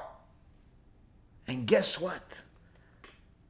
The Gemara continues and says, and one that hates all of the Torah scholars more than everybody else is someone that used to learn Torah and went off the derech. He hates Torah scholars more than all of them. This is something you can see in the world. People that used to learn in yeshiva, learn in a kollel, and left everything, they didn't just leave everything and just go on their merry way, become some software engineer in Microsoft, decide to play golf for the PGA Tour. No. They become enemies of the Torah. They decide to become missionaries. They decide to become people that are atheists publicly. They decide to become the biggest enemies of the Torah. Why? It's in the Torah. That's the nature. That's the reality. That's the reality. Why? Because their inner neshama, their inner soul knows that they made a mistake. But since they've developed such an addiction to their lusts, they can't bring themselves to leave the lusts, even though they know it's wrong. And they hate all of these scholars that remind them of their mistake constantly. So what does the evil do? They like company. And when they don't have company, they make company. They make everybody else miserable. So this, Rabotai Karim, is an important lesson for each and every one of us to know how important it is for a person to aspire to grow in Torah. It's not just a matter of just your Torah knowledge. It's a matter of what kind of home you're going to build. What are your kids going to see? If the kids see their daddy learning, that's the greatest chinuch you could ever give them. If all they see their father doing is watching his stock portfolio, or watching the news, or having discussions about business, guess what? That's the worst chinuch in the world, because the kids are going to want to do what they see their father doing. And needless to say, the daughters are going to want to marry somebody just like their father. Naturally, that's what they're going to want to marry. If the father is a big businessman that only cares about business, that's what the daughter is going to want. Unless you get some miraculous fortune that the spark of Kedusha enters the daughter and she wants to find a tzaddik, regardless of the fact that the tzaddik is going to contradict everything our father says, because he's a tzaddik and our father is not. But this is rare. It's not common. And it's important for each and every person to know that all of this, says the Chazon Ish, begins with the tikkun of fixing the character traits. When a person fixes their character traits, they're able to observe the halacha with much more ease. When they're observing the halacha, they're going to get tested. When they get tested, they'll know how much they fixed their character traits based on whether they passed the test. If they fix the character traits enough, they'll pass the test of halacha. If they did not fix the character traits enough, they'll fail the test of halacha. Meaning that the development of character traits and getting rid of the flawed character traits has to go in line and together with the observance of halacha. The more you develop your character traits in a positive way, the easier it's going to be and the more successful you will become at observing the halacha. The more you disregard your character traits, the more difficult and burdensome the halacha is going to be. And what's going to end up happening is that the person will simply live a life with a simple understanding of a Torah, a superficial understanding of a Torah, to the point where they'll look at things as whatever is fun is good and whatever is not fun is not good. And unfortunately, that type of mentality is the mentality of an Am Haaretz. And that type of Am Haaretz creates bad fruit. Whether that bad fruit is bad kids or other things. When someone has good fruits, it's not necessarily always with good kids. Sometimes it's simply good behavior that will create entire families. Like this one story that I read to my kids tonight, where there was a Rabbi Rodin from Texas that one time had some guy enter his shul named Leonard, American name, but he's a Jewish guy. And he says to the guy, Leonard says that I don't know much about Judaism, but I'm Jewish. I want to know more about it. And the rabbi from Dallas started teaching him more and more. And little by little, this Leonard started observing Torah and mitzvot, started keeping Shabbat, started coming to the shiurim, and literally became a frum Jew. One day, this Rabbi Reuven asked him, you're now part of the shiur, you're part of the community, you're part of everything.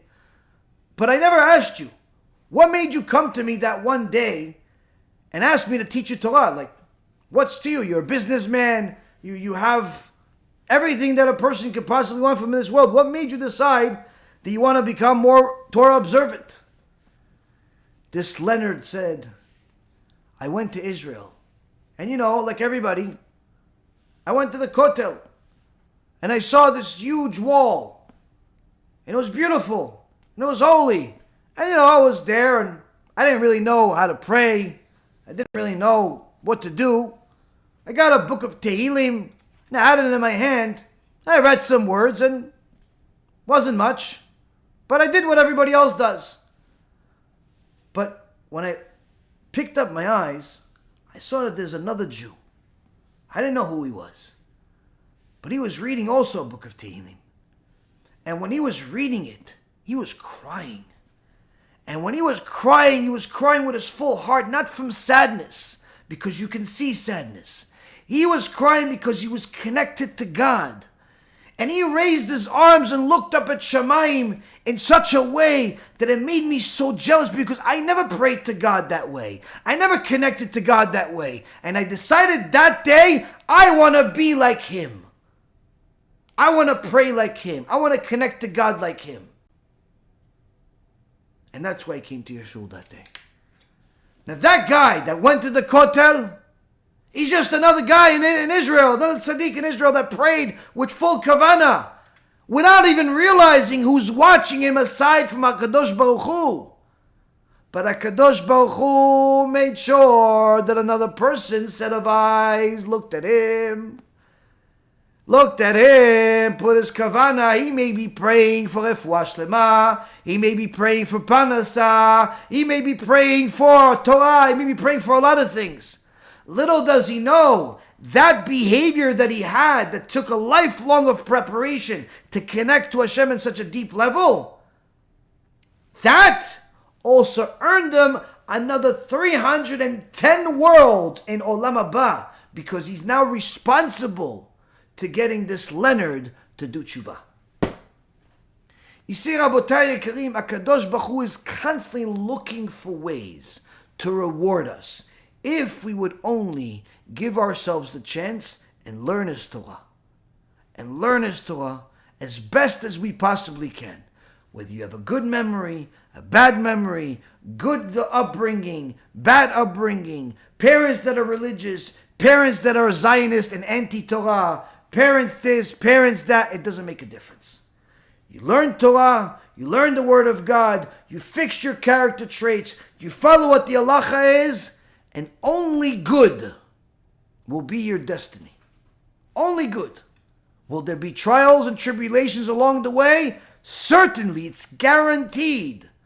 But that's the part that will get you to where you need to be. Yeh Ratzon, that all of us will continue serving HaKadosh Baruch Hu even more and even better than we ever did before. And the words of the Chazon Ish will be fulfilled in our lifetimes, in our family, and each and every single one of the people that's watching this shiur today and forevermore. Baruch Adonai Le'olam. Amen ve'amen. To be honest with you, to give this lecture is a nightmare. If it was up to me, I wouldn't do it. There's going to be some graphic details. Not midrashim, not gemarot. We did that already. Where is Gehinom in halacha? What did the Hasidim actually say about punishment? Is there suffering? Is there a physical place of fire or snow? was simply trying to verify that HaShem takes vengeance against the sinners or not. Do you believe that angels, demons exist? We're doing a Ouija board video today. This is by far the largest near-death experience study that has ever been conducted. What happens the moment you die?